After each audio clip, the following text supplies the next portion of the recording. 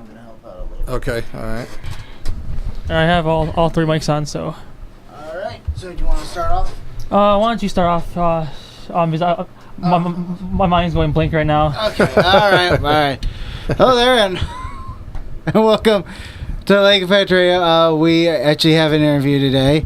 If you would like to introduce yourself. Okay, my name is John Eicher, and I'm the owner of Pfabe's Music, which is out in Painesville Township.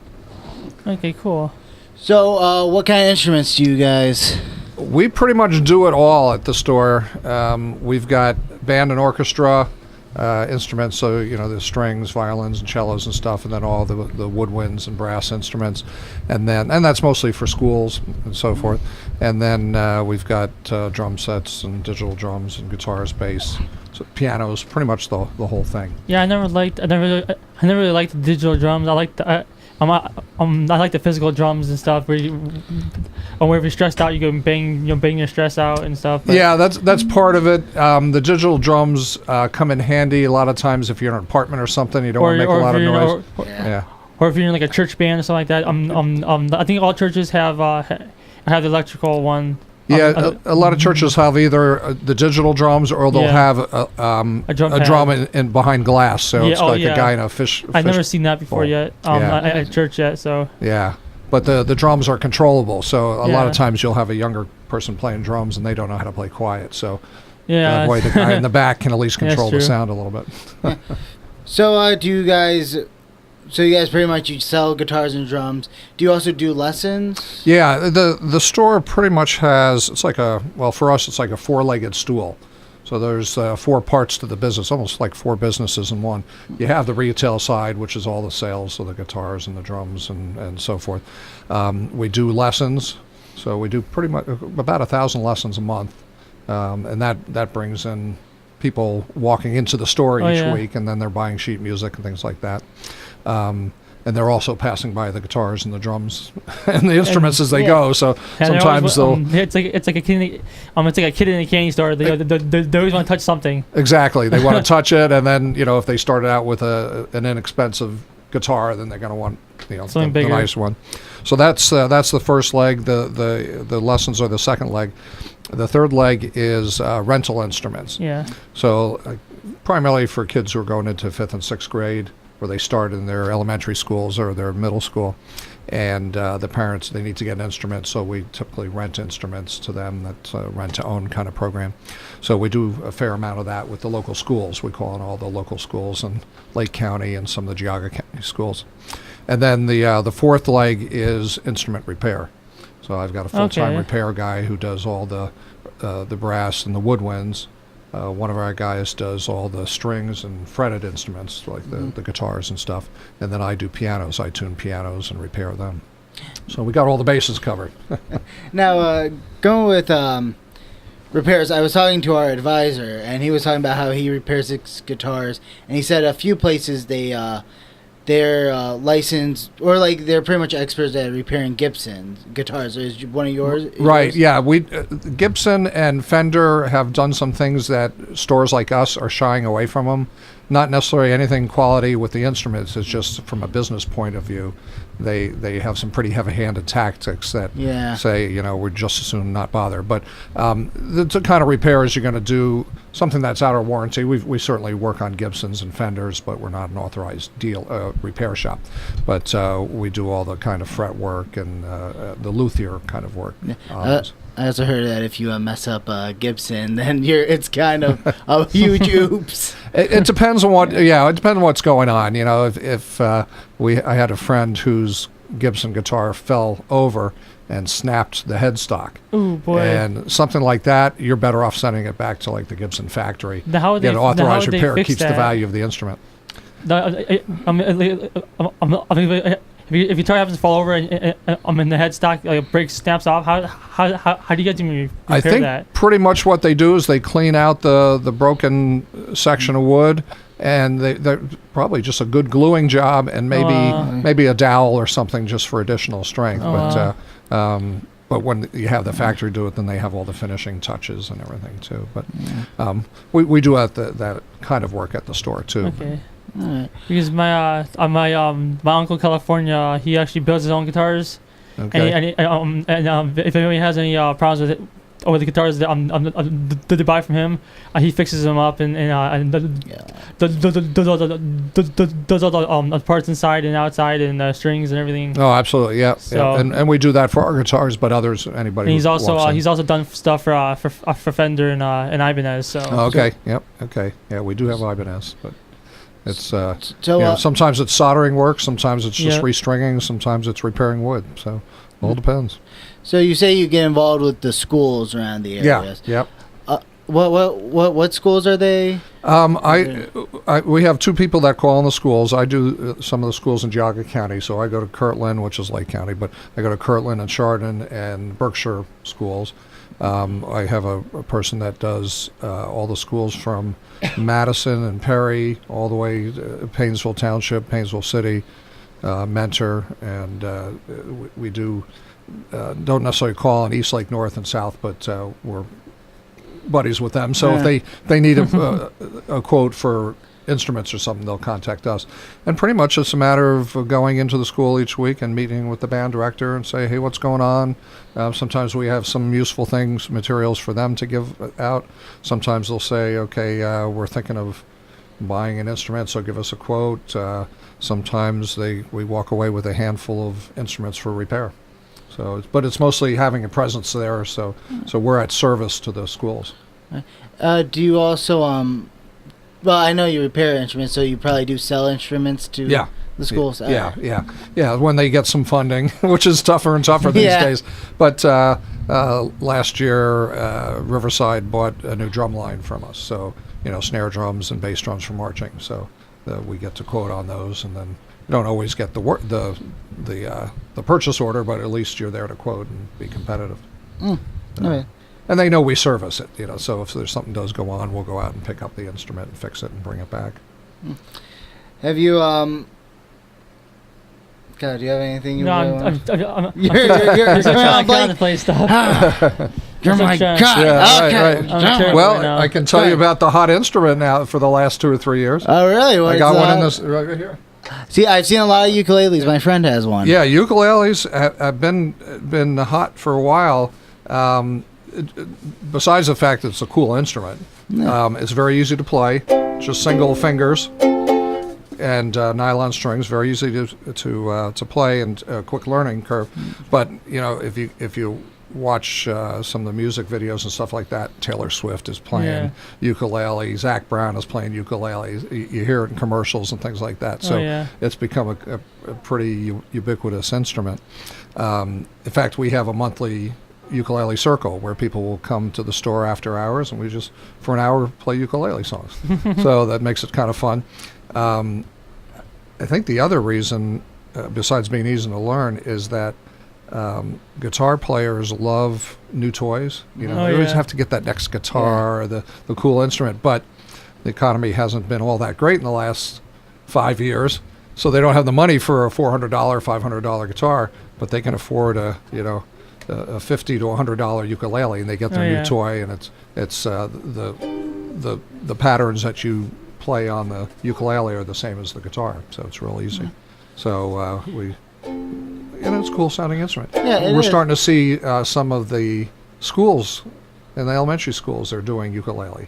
Notre Dame Cathedral Latin High School has a ukulele class, so it's just a little bit of learning. It sounds a lot better than the accordion. Oh yeah. In elementary school. I hate that. Yeah. I heard the definition of a perfect pitch. You know what perfect pitch is? Yeah. Perfect pitch is when you can throw an accordion right down the middle of a banjo. So that's a perfect pitch. But we like accordions too, but So, not as popular.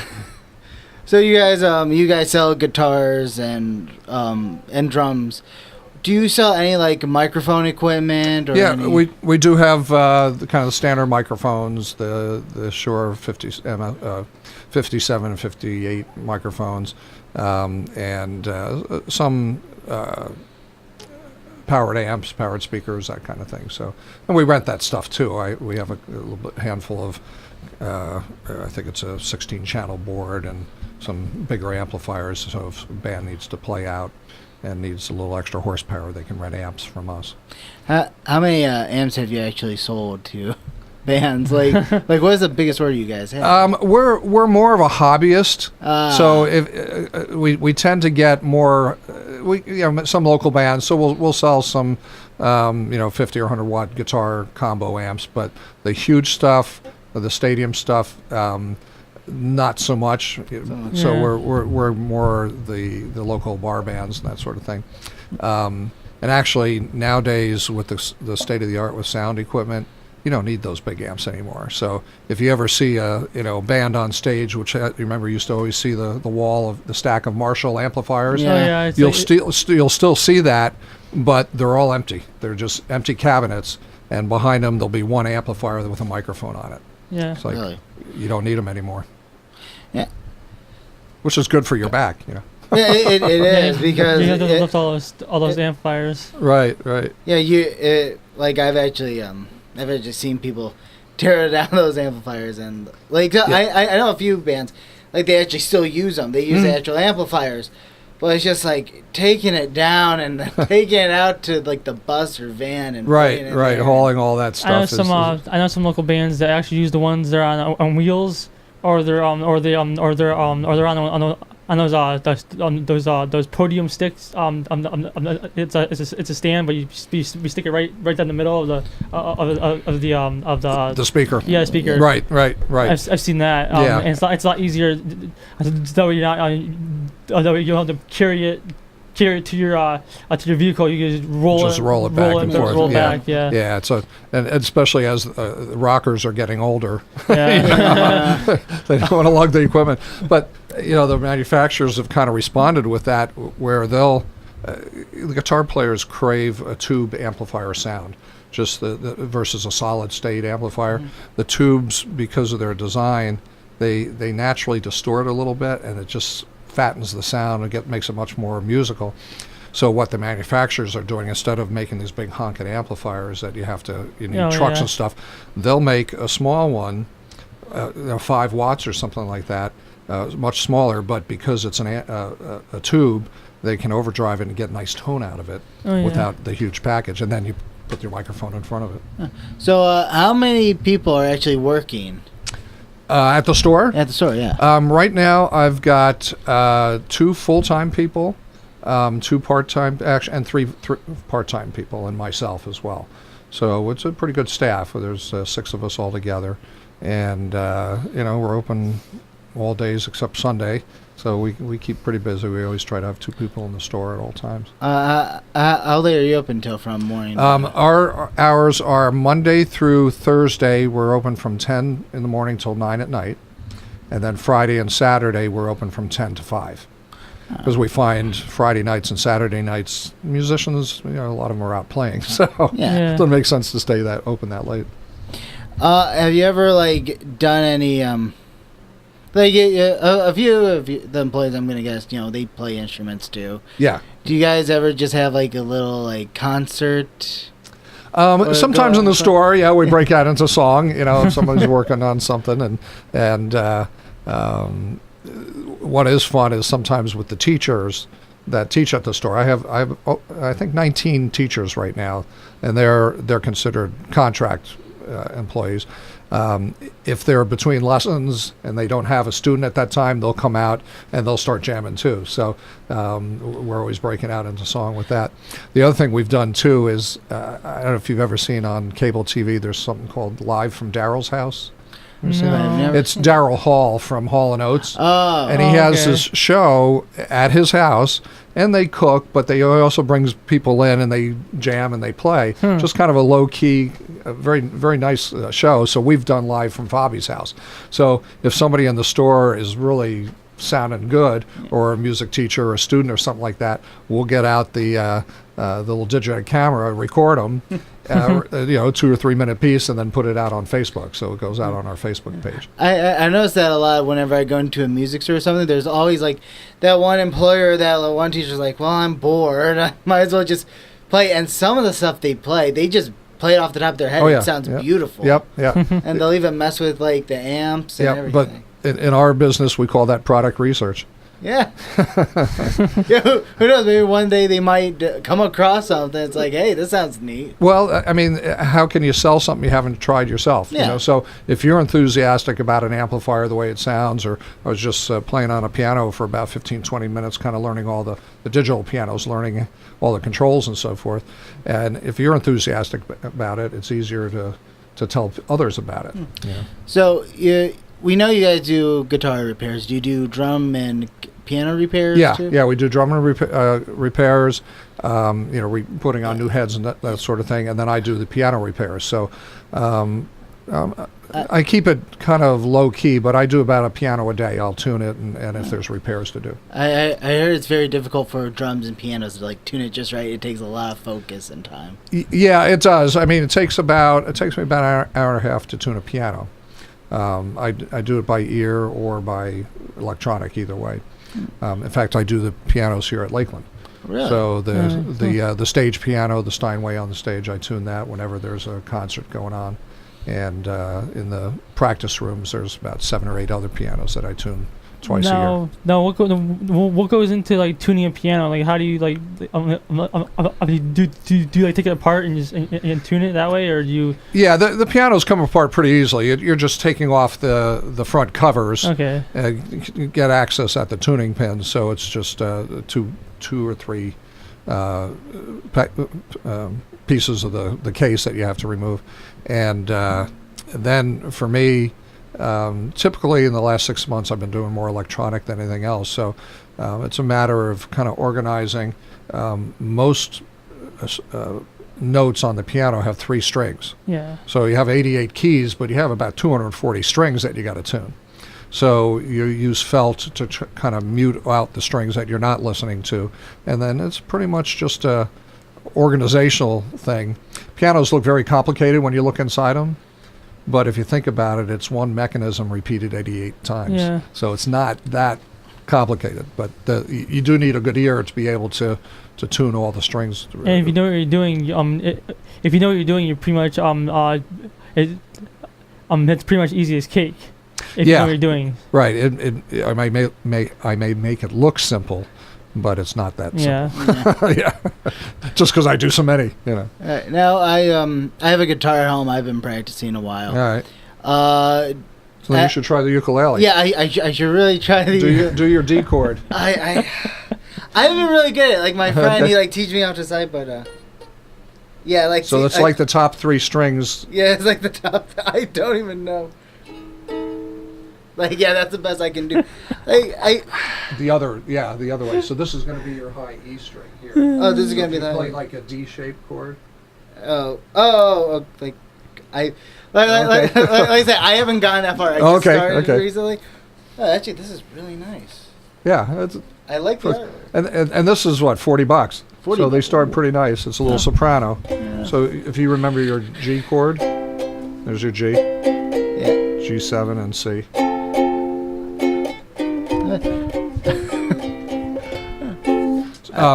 So it's very transferable. Yeah, and then they make them. I was going to bring another one, but it's like $300 for. Oh yeah, don't bring it. Go all the way up. Yeah. Do they do they come in different sizes, or they? Yeah, this is called a soprano. So that's the smallest size. The next one up is called a concert, just a little bit bigger. Okay. That's what I prefer, just for getting my fingers in there. And then there's a baritone and a tenor size. Okay. So they do make them in different sizes. Okay. Yeah. Okay. So my question was, I went into a guitar place because I was practicing with a friend, and also one of my strings broke. It was the E string. Mm-hmm. And I'm the thinnest one? Yeah, the thinnest one. Yeah. It just snapped off. Yeah, and I'm like, do that. Come on. So I went there and I decided to replace all of the strings, but the guy said, "Oh, what kind do you want? Do you want this kind, this kind, this kind?"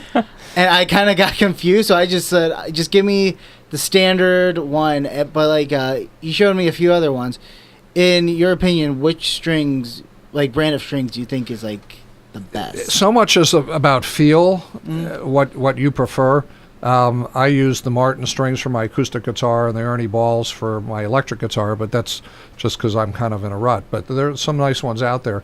I think they're all decent. Some of them, it's kind of surprising. The same diameter of one brand may feel little less stiff or more stiff than another brand. So you have to try a few of them to decide which ones you like. They also do come in different alloys too. So some guys, Ernie Ball is it's a big string company primarily for electric guitars. They have a Cobalt series which has cobalt in the mix of the metal, and that responds that produces a greater magnetic signal to the pickups, so you get a little bit more sound out of it. So it just makes things a little bit brighter.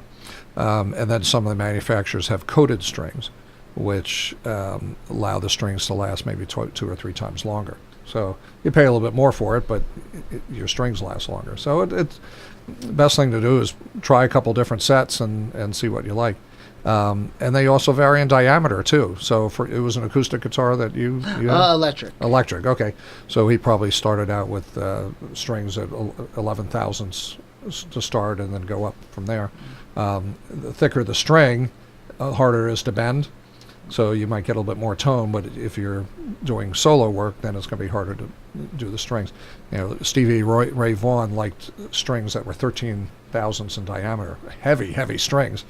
Whereas a guy like Eddie Van Halen, you just know how he bends his strings all over the place.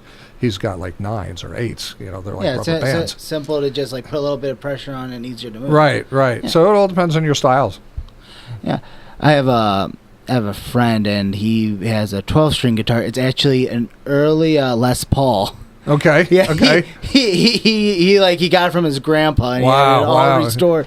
He should not take that out. He actually got it restored and stuff. He keeps it in the basement right next to his computer. He's it doesn't leave that area. Right. Oh yeah. No, but I actually asked him, I'm like, where do you find enough strings for a 12-string guitar? Oh, they have packs of 12 strings. Yeah, they make them specially for 12 string. It's just crazy. Like, he doesn't use a pick. Like, it's just his bare fingers. Yeah. Like, apparently you have to use it. A lot of strings to tune. And you can use picks or fingers either way. It depends on what your styles are. I think for him it's because since it's a 12 string. Yeah. And he's like just taking one pick and going through is just to him it's just a nightmare. He just uses the tips of his fingers. Just works. Plucks like 3 strings or like even like 5 strings at once. Yeah.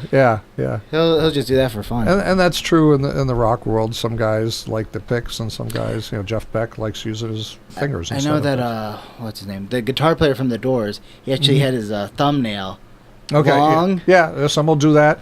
The classical guitar players, we have a classical guitar teacher, and that's like the nylon string guitar, and flamenco and classical styles, and one hand has got long fingernails on it because he's using all the fingernails. Yeah. Now I actually I've seen like I have a normal pick, but like what is it called when like the pick it like wraps around your thumb? We just call them a thumb pick. Just a thumb pick. All right. Yeah, or finger picks either way. Okay. A lot of the banjo people use those too. Yeah. Yeah, because I was thinking about getting one of those, and it's. I know. My one friend said I should really start with just like a normal pick, just hold it. Yeah, I think for an electric, you're probably better off with your normal pick. Yeah. You might try. There's a pick I have. I don't know if I've got it with me. It's called a cool pick, and they have a little grip on them, so it doesn't fly out of your hands as easy. I guess it flew out of my wallet in the process. It's designed to not fly out your hands. Right, it's not designed to not fly out your wallet. It's not. But I like the picks with a little bit of a grip or a little bit of a texture, just because you can hang on to them a little better. So you might try that instead of a thumb pick. Yeah, the heavier ones too. Like I have a Fender one, and it's pretty thick, and it's easy to grip too. It's like a bend on you or anything like that. I have one that's I think it's an Ernie Ball one or something. I think it is, and it kind of bends on you. Like the tip of the thing bends on you a little bit. Yeah. I'm just afraid it's gonna snap off or something like that. They do break. They do break. You lose them. But if I'm playing an acoustic guitar, I like a little bit of a thinner pick because it gives it a little softer tone. Yeah. I actually I found this pick on the floor at my work. I'm just like, oh, nice, a new pick. And I had a little grip on it, but to me it's too thin. I normally have this thick black one that I normally play with. Whatever you're suited for, but experiment. Try different ones. That's I've been trying to experiment little by little. Yeah. And I even bought like a little chord book. Okay. Yep. So I mean, I've been busy with work and school. I don't and that we do encourage people to take some lessons because you can do some stuff on YouTube. There are some lessons available on YouTube, but there's nothing like having somebody in the room with you saying, well, you don't have your fingers quite right, or whether it's guitar or any other instrument. The other thing a teacher does is kind of hold you accountable. They're like, okay, next week you need to learn this. So you learn at a pace at least. Yeah. And you have a new challenge for you. Right, and my cousin, he actually taught himself how to play guitar, how to play acoustic guitar. And when he was playing stuff, he started drawing on his guitar. So he's an artist too. So he's a music artist, but he's also a drawing artist too. So while he's playing, he's drawing on his guitar. While he's playing his guitar, it's like, seriously, how do you even do that? Well, we've had people come into the store and say, hey, you got any guitars that are defective or something that you've put in a corner that's not playable anymore, just so they can do artwork with them. Oh, wow. Or we had a local bar come by, I think about 2 years ago, and said, what instruments you have? They just wanted stuff to hang on the wall for decoration. That's cool. More power to you. Which I have the neck of a guitar over there in the corner. It's hiding behind there. Oh, is it? Okay. There's actually a band that I go to visit. I'm friends with them, and he actually gave that as a gift. But he's like, he'll break a guitar, he'll look at it and go, can I reuse any of these parts? And like he'll keep it, and then like when it's like, I need a new guitar, he'll build a Frankenstein. Yeah, we call that the Frankenstein. Exactly. Yeah. No. Yeah. But recently I noticed that there are video games out there that are trying to teach people how to play. Have you had anybody use them at your work? Like how to play guitar? You're thinking of a Guitar Hero? Oh, no. Rocksmith. Have you ever heard of Rocksmith? Yeah, I think it's similar. Yeah. You actually use a real guitar. Right. Yeah. Have you had? We have had some people who have started with that and then come in for lessons. We don't hear about it that often, but back when Guitar Hero was popular, we did see some of that too. Yeah. So anything that gets people playing, we figure we're just going to make musicians. So if we can make musicians, then the sales will take care of themselves. So if it gets them into it, so much the better. I've been switching back and forth between that and my friend. So it balances itself out. It gets me to practice a little bit more. Right. But in terms of technology, probably what we see more of, we don't do the games at the store, but because we're not going to be able to compete with Best Buy on price and things like that. But we do see home recording software is pretty popular too. So people that have a laptop or they want a little standalone solution where they can do some home recording. Because people have ideas, they want to put they need a musical notepad, if you will, scratch pad. So they'll buy something to help them either with a MIDI controller or do some recording for that too, so. Yeah, and there's some free software, but then you need a decent microphone, and you might need a sound card or something like that. So home recording seems to be pretty popular with us. Now, do you guys do home lessons? Like, do you go to people's houses? No, they come to us. Yeah, we have the studios at our store. Yeah. It's just easier to control that way. You don't see a lot of that anymore. No, there's very few. You might find a piano person once in a while, but that's kind of a lost lost art. Yeah, no. When my dad was playing piano, it was this was back in the 90s. Yeah, it was easy to find somebody to come to your house and teach you how to play piano. Right. Well, nowadays you'd have to charge them, all the mileage, and it's just so expensive to come out. So you end up paying twice as much because half of that is transport time. Now, how did you come up with the name Pfabe's? Okay, well, I can tell you the Pfabe story. A guy named Edsel H. Pfabe started the store in 1946 in Chardon. He was actually the Chardon band director at that time, and left that and started the store. And within, I don't know exactly the history, but by the early 50s, he had moved to Painesville, and he was in downtown Painesville for a number of years. In the early 70s, a guy bought it from him, kept the name Pfabe's, and because at that point he had a lot of name recognition in the area, so he kept it, and then I bought the store from him in 2005. So I'm just a third owner in almost 66 years, or almost 60. It's almost 70 years. So next year will be 70 years. I started out life as a mechanical engineer, project manager for Avery Dennison in Painesville, and always tuned pianos on the side for fun and played guitar. Was in a Christian rock band in college, and then played in church and so forth. And so I always kept things musical. And in early 2001, there was a set of layoffs, and I got caught up in that, and was looking for, gee, you're 45. What do you want to be when you grow up? So one of the possibilities was a music store. So in 2004, December of 2004, a friend came to me and said, I saw in the store, in the newspaper, there's a music store for sale. So I went and talked to it as a store that's in Willoughby, not there anymore. And things didn't work out. I was about to take a job back in the engineering world when the owner of Pfabe's called me in and said, I need a piano tuned. And here it was 2 days before he was starting a going out of business sale. Oh, wow. So I'd gone through all the motions with one store, so I had the business plan, had things thought out, and some things happened. So while he was starting his going out of business sale, I was able to purchase a store from him, keep a couple of key employees, and keep right on going. So literally 2 weeks earlier or 2 weeks later from when we met, it wouldn't have worked. So it was pretty cool. So pretty much you saved a whole entire business from going under. Yeah, he was going to sell everything off in 6 weeks, and the store was going to be closed. Yeah, people out of work. And it's been there for how long now? We're coming next year. Will be 70 years. Wow, yeah, that's so cool. It's an institution in the area. It's almost like a historical building. Yeah, it's just about. Yeah. It is an old disorder, but we did some things to punch it up. We've fixed things up and made it not so tired looking, and we started the school rock and roll, added teachers, got a good website going, and things like that. So now what is the School of Rock and Roll? What we do is we look for primarily teenagers. We've had them as young as 11 and as old as 19. And they sign up, and we assign them to a teacher.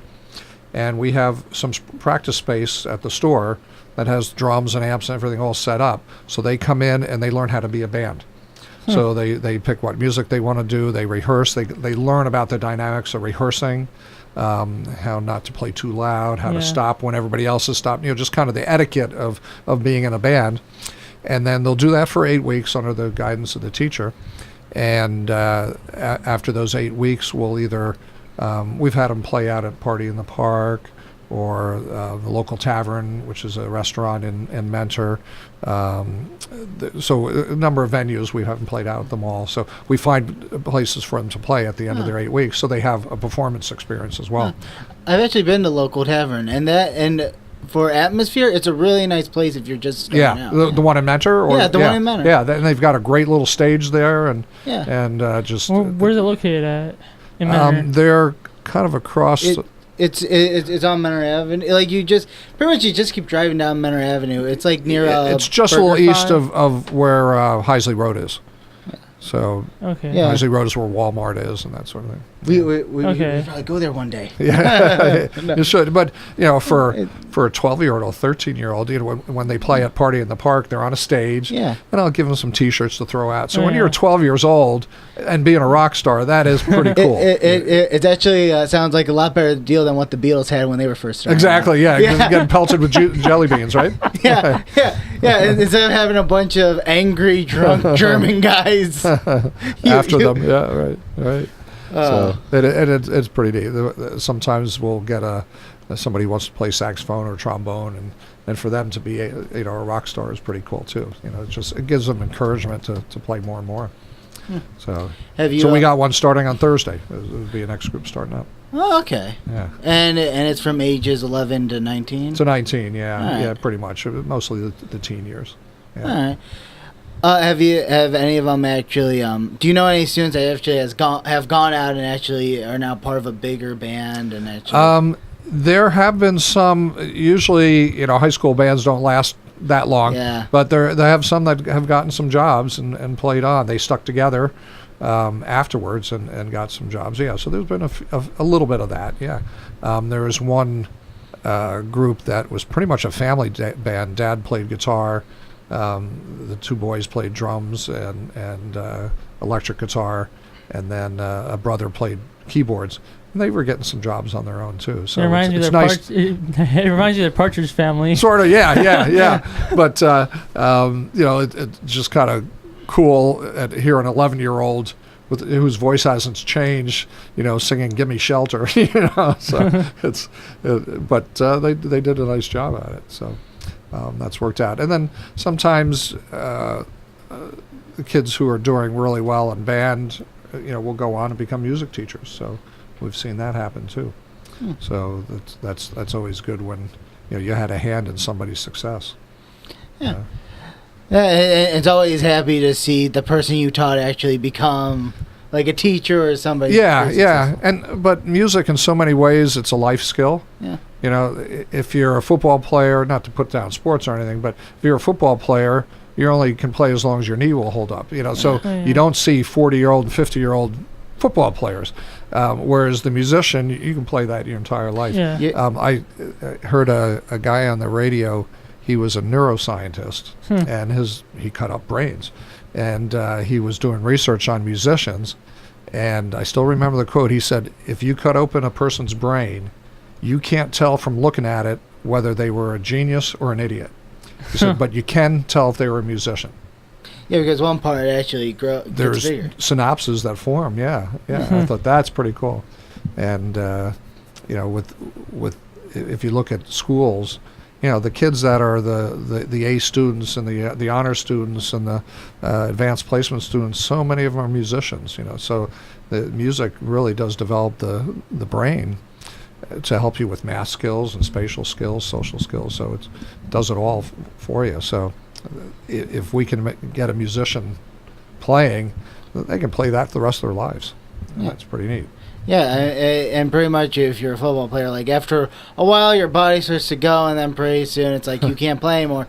As a musician, you pretty much like Bob Dylan, like he got arthritis in his hand, and like that kind of made him stop playing guitar, but then he switches over to the piano. Yeah, right. You go to piano or harmonica, or instead of an acoustic 12-string, you go to something that plays easier. Or ukulele. Or ukulele, yeah, exactly. There we go, back to the ukulele. So I actually buy one of those after a while, after I get a few skills in. Right, some skills first, yeah. Well, we're in the process of putting a lot more stuff on our website, so ukuleles are next, so you have to go to our website, Pfabes.com.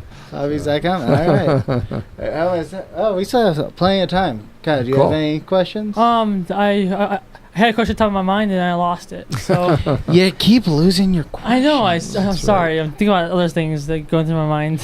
Well, you sound just like my dad. Right. Have you ever met any famous musicians? A couple, yeah. We have some locals that have come in. I don't know if you're familiar with Alex Bevan. He's a local musician that plays at in area events. You'll hear him every once in a while at commercials and stuff like that. So he's kind of the local big guy. So he comes in once in a while and visits us. We've had I can't remember his name, from the Strawberries.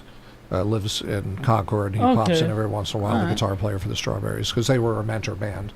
And so we've had a few minor celebrities there, but every year there's 2 trade shows that the industry has, the music industry has. It's called NAMM. NAMM show, yeah. My uncle's been to that. Yeah. Right. So out in California is the main show, and then they have a summer show in Nashville. So it's neat. You go out and so I've met Mungo Jerry and what's the guy from Kiss, Gene Simmons. So you see some of these guys out there. You never know who you're going to run into at the booth. I actually know somebody. Her cousin is actually the guitar player for Kiss. I forgot. Oh, okay. Ace? Ace Frehley? Yeah, I think it's Ace. Okay. Yeah, like she she always goes out to California and visits him. Yeah. And it's kind of neat because a lot of these guys they'll jam sometimes at this show, and so you see some of the guys whose names the guy. Okay, that's the drummer from Yes, and this is Spencer Davis Group, and you'll see them up close and personal. So it's kind of neat that way. But they're just working names. Working guys that are made it in the music industry. What is fun though for me is when you're a musician, you grow up, you hear names like Steinway, and you'll hear Peavy or Paul Reed Smith for guitars, Martin guitars. When you're out at the show, you're talking with Chris Martin, you're talking with Paul Reed Smith, Hartley Peavy is in the booth. So these iconic names, they're still out there working the booth. So that to me is a bigger thrill than meeting some of the musicians. I've actually met Gordon Lightfoot before. Oh, really? Okay. Yeah, no, it was kind of funny. I was like 16, 17. My dad got tickets. Okay. And he like bought like best seat in the house. He didn't even look. And we get in there, and I'm like, okay, Dad, where are we sitting? It's like, oh, we're on the floor area. Okay, what row? He's like, row A. Where's row A? I'm like, that's the front. We're in the dead front in the center. And it was kind of funny. Afterwards, we kind of stayed there, and we watched them tear down the stage. Yeah. And we're right next to a security guard, and there was like a group of people right next to the stage. We're like, what's going on over there? And the security guard's like, well, why don't you go check it out? And we walk down there, and Gordon Lightfoot is talking to all these guys in his band, and he sees me and my dad, and he knew us from the front row. Oh, okay. He made a straight beeline for us and started talking. He's a really nice guy. Yeah, he's really a lot of these guys are. Yeah. The musicians are kind of laid back, kind of nice people. So. Yeah, and we were in Canada not too long ago, so we were talking about where we stayed at, and he's like, oh, yeah, that's around here, and like, right. Did you go to this place? And we're like, yeah, we went there. He's like, yeah, it's a really nice place. Yeah, they're just average guys with a great talent, Yeah. So, it was fun that way. I met, I don't know if you know the band, the All American Rejects. I've heard the name, yeah. I met them actually 3 times, actually. The first time was weird because he was the lead singer was on one of those megaphone things. Telling everybody to come to the booth to doing some kind of signing or something for autographs, and I met him then. Actually, I actually ran into him by accident because I was on my phone and right. Okay. I was texting somebody. And I looked up. I was like, right "Holy crap! There he is!" And I also met him too at the House of Blues. For a show. Okay. I bought one of their CDs and I got a backstage pass and stuff, and they're actually pretty nice guys. They're actually very down to earth. Yeah, and a lot of times what you see on stage is they're part of their act. Shtick, but I do like the House of Blues a lot. We were down there a while ago for Victor Wooten. I don't know if you're familiar with Victor Wooten. No. He's probably the world's best bass player, and he was there with his brothers playing. But after the performance, they all went out in the lobby and signed autographs, and they were there chatting with people until the last one left. And I thought that's pretty cool. The musicians be able to connect that way. It takes dedication to do that. Yeah. Another band, Mute Math. I know my son. Oh, I've seen them. Yeah. Okay. I saw them open up for Masterbox 20 back in 2008. At the House of Blues. No, at the Q actually. Okay. Well, they wanted my son was working for a company that did projection mapping. Okay. And Mute Math wanted to use projection mapping for one of their tours. Oh. And so my son was able to get me free tickets and everything, and got to chat with those guys a little bit too. So it was pretty neat when you had a connection. But it's kind of funny. Like, I was at an Eagles concert with my dad and my little brothers, and my dad's like, my dad was talking to me. He's like, you know how Joe Walsh, went on his own solo career? He's like, my best man was actually his guitar player. Yeah. For the band. Yeah. I'm like, I would. He constantly talks to him. He's like, if I call him, he probably still keeps in touch with me. Yeah. And then you start out as a local band and you just go from there. You just go from there. Yeah. So, do you guys record any bands, like if they do come in? Not necessarily. No, we don't have recording studio or anything like that. Yeah. So that's where more of the home recording comes into place. That's. For most people, that's not really a money making. You see some of it around. It's like, do you make a lot of money? Yeah, it's a side thing. It's a side thing. Yeah. Unless you're a full-fledged studio, otherwise it's a hobby. Yeah. Yeah. But I was going to make a point with a lot of these guys that are the Joe Walshes of the world and the guys that have really made it. So many of them did it by starting out with lessons and stuff like that. It's surprising how many of them had some good formal training. And if you're familiar with Randy Rhoads, who was a guitar player for Ozzy Osbourne, and wherever he toured, the next day or while they were in that city, he would go to a local music store and take a lesson. He was a constant student because he wanted to learn about the classical guitar and things like that. So those musicians are not there necessarily just out of by chance. Yeah. They worked for it. Yeah. And good musicians. I've also seen a few big musicians actually go to schools and actually show kids. Yeah. Chad Smith does a lot from the Red Hot Chili Peppers. Yeah, and he'll go out and give clinics at schools. I know the guy. I think Bon Jovi does a few of them. He'll actually go to a music school and show kids. Yeah. Oh yeah. Give them a few tips. Give back a little bit. Yeah. They're happy to, and I think they see the value of music education. So. Yeah, and out of that, but it's like, these kids want to learn how to play guitar. I might as well show them. Show them, yeah. And for some of them will go up to Washington too, and meet with senators and stuff, and say, hey, you got to support music in the schools. And there's it's called the John Lennon bus. It's like a big tour bus, but it's completely outfitted with a studio inside. So it'll go around the country and stop at a school. And they'll spend the day with the kids writing a song, recording it, and then producing it. Right on the bus. So that's kind of John Lennon's foundation. Yeah. Okay. So, do you have any questions, Kyle? Come on, really? I've been carrying this the whole time. Kind of roasting here, so my mind is going blank. Your mind can't go blank. We're actually. Yeah. How much time do you have? We have 7 minutes. Yeah, we still have plenty of time. We can talk about do you want to know what the hot instruments are? What are the hot instruments? Okay, hot things are out there besides the ukulele. What's starting to get a little bit hot are the digital pianos. So people are liking those a lot. Versus an acoustic, kind of puts me out of work as a piano tuner, but you never need to tune them, and they have a nicer touch than a used piano, so it's got a very nice even touch, and it's kind of odd, but the biggest selling point is they have a headphone jack. So you'll talk to a mom or something about the piano, give them all the points, and you'll say, well, you can plug headphones into it, and you've sold the piano. And then all of a sudden the mom's like, oh, thank goodness. So the kid can be practicing, or somebody can be playing while somebody else is watching the game or watching TV. So those are starting to take off a little bit. Electric guitars have been very slow for the last maybe 2 or 3 years. Acoustic guitars are big because all your big hits are, like I say, the Taylor Swift and Zach Brown and those guys. They're all playing Mumford & Son. It's all acoustic. So those are what's selling now. What about banjo? The banjo, not so much. Banjo, not so much anymore. Yeah. It's an occasional, but it's not quite a hot instrument, what I would say. And then. So acoustic guitars are strong. Of course, band and orchestra is always big, but and that varies from year to year. Sometimes it's all flutes, sometimes it's all clarinets. You just never know.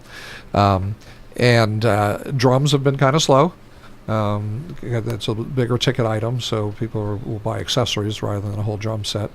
And then they make these really cool little tuning devices that clip onto a headstock of a guitar, or clip onto anything, and it picks up the vibration of the instrument. So it just hears your instrument. You can be in a loud, crowded room or other people playing. It only hears your guitar, so you can be tuning very quickly. So those are called a Snark is the brand name. So those are like the hot items there. And then of course strings are kind of always going too. But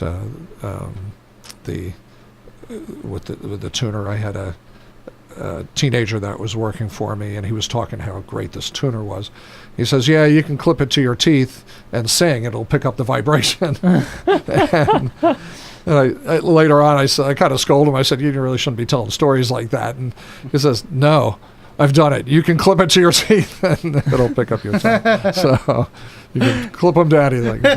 So that's the cool one. Is that really recommended for your teeth? For voice training, right. For pitch training, but I guess it would work. And you also said earlier that the electric drums.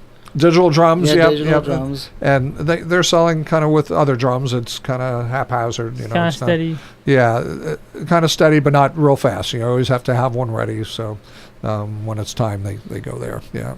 Now, if you do sell a drum set, what's the one brand name you guys sell the most of? We sell Pearl is the biggest on the acoustic side.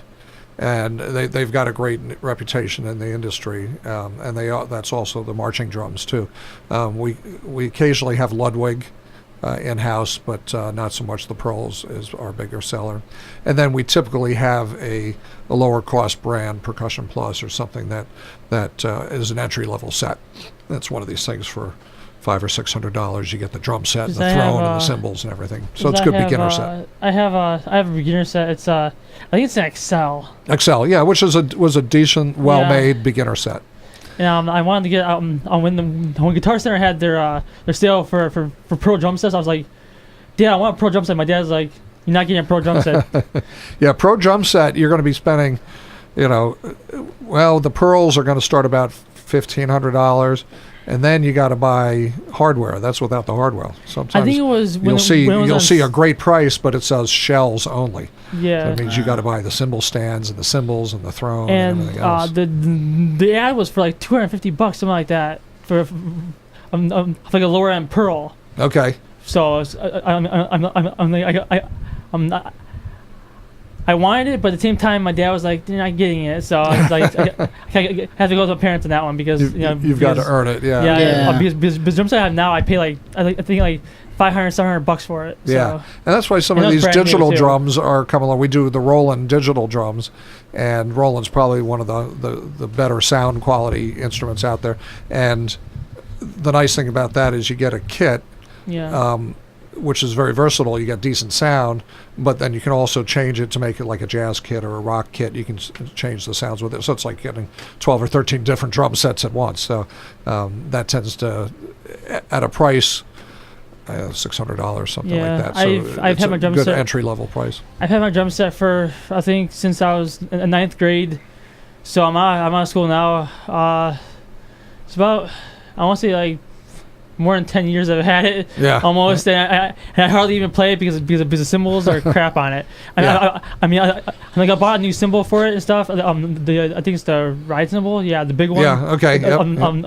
And the crash cymbal is not that bad, but the hi-hat cymbal is the worst. It totally bent in on me. Right, yeah. So, but that's everything else sounds good. It's just a hi-hat, and I think the drum has to be changed. Yeah, and that's what we tell people when they're buying the entry-level set is it's great to start, but you'll want to upgrade the cymbals at some point. Yeah, because my friend has I think he has Zildjian cymbal, and he broke it straight in half. That'll happen. Over the years he's played. Yeah, they can break. So he's been playing over 18 years almost. Right, yeah. He's been playing since he was 3. Okay, yeah. And he's about, I think he's like, I want to say he's like 26, so 18 years, probably 3, should be all right. Yeah, time for an upgrade. Yeah. And that's the nice thing about drums is you can buy one piece at a time. Oh, yeah. You upgrade the snare, upgrade the hi-hat one at a time. All right, well, our hour's almost running out of time. Okay. Yeah, we're all out of time. Okay. So, well, visit us on Pfabes.com, Pfabes.com. All right. And where was the store location again? It's in 1484 Mentor Avenue in Painesville Township. So we're just west of the Lake County Fairgrounds. All right. On Mentor Avenue. So pretty easy to find. All right, well, and Facebook. We do Facebook too. I'll have to subscribe. I have to like us on Facebook. And check it out. All right, well, thank you for being with us. Oh, you're welcome. Glad to do it. Okay. Well, thank you for listening to us. Have a wonderful day, and go check out Pfabes on Facebook and check out their website. Yeah, exactly. Thank you. Have a good one.